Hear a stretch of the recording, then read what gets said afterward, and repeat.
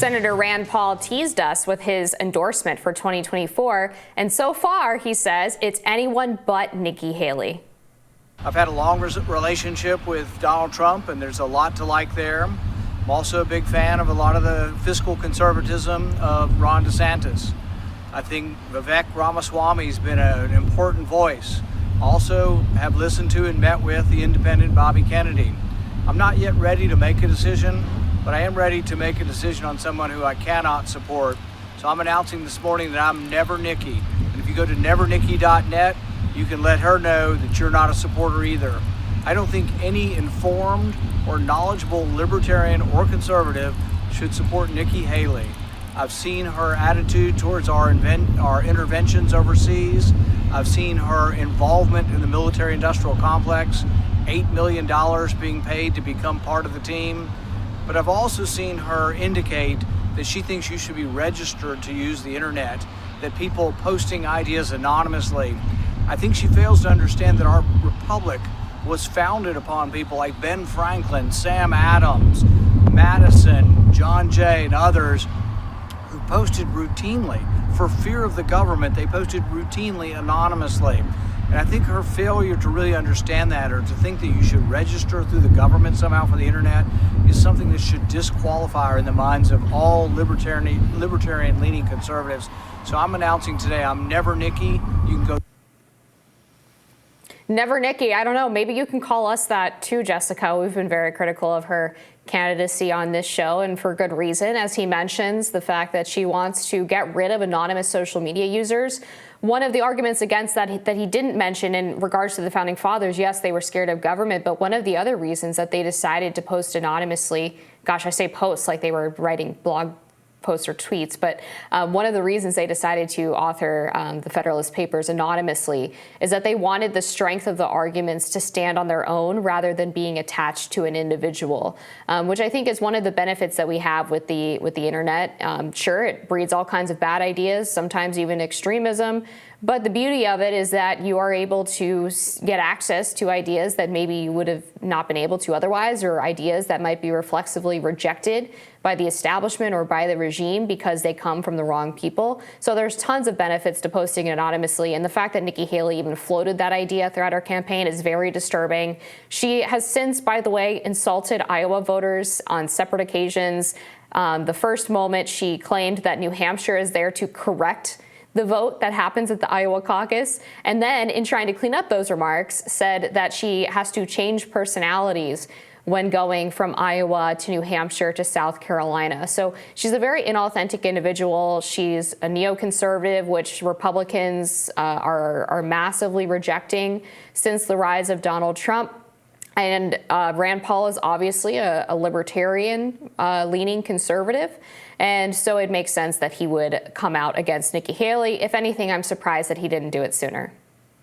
Yeah, Nikki Haley's a scary phenomena for someone like me because we see neoliberals increasingly aligning themselves with Nikki Haley. Recently, we had some top Democratic strategists suggesting that if you are Democrat leaning or kind of independent, you could actually vote in the Republican primary for Nikki Haley so we get her over Donald Trump. I don't know why there's this assumption that Nikki Haley isn't dangerous. Nikki Haley was on the board of Boeing. Nikki Haley was a part of an effort to make it so that Boeing didn't have to disclose all of its contributions. She's taken lobbying money from the military-industrial complex. She's a part of the revolving door of the military-industrial complex, having served on the board of Boeing. She is one of the people that profits when the United States decides to intervene abroad. That's a very scary prospect that someone like that is now seeking the highest office in the country. And maybe it's some kind of strange sexism that because she is a woman and because she seems smart, that she is somehow safe, that she is somehow not capable of very terrible things. But people who have done very terrible things and led countries into wars that were very irresponsible, wars that the United States had no business starting, they were also people who are very charming and seemingly smart. I just don't think Nikki Haley will be good for the country, given the times we're in. We have a lot of volatile situations all over the globe right now. The last thing we need is someone from the Dick Cheney, John McCain wing of the Republican Party, someone who will surely respond with aggression to threats. Yeah, and unfortunately, I think the establishment doesn't view her as dangerous because they're not the ones who are going to have to go off and fight these wars. They're not the people who are going to face the consequences. It's working class Americans and individuals who have a great love for this country and join the military for patriotism reasons.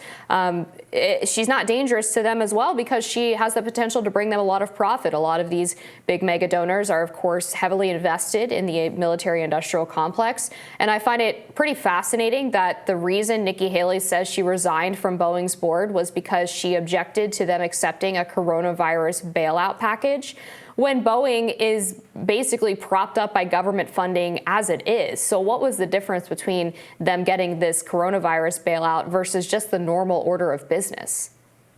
Yeah, I think when you have someone like Rand Paul creating an entire website for Never Nikki, and then almost suggesting that he would go for someone like R.F. Kennedy Jr. if Nikki Haley is ultimately the nominee, you know that the Republican Party is no longer representing the majority when you have the establishment candidates being rejected by some of the prominent members and them suggesting leaving the party if she is the nominee.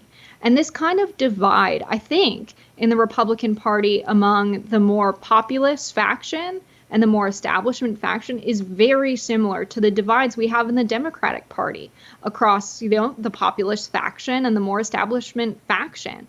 And so it's a little bit scary when you have, this kind of very important election coming up. Someone like Joe Biden could be running against Donald Trump with R.F.K. Jr. and then another, alternative fourth party candidate.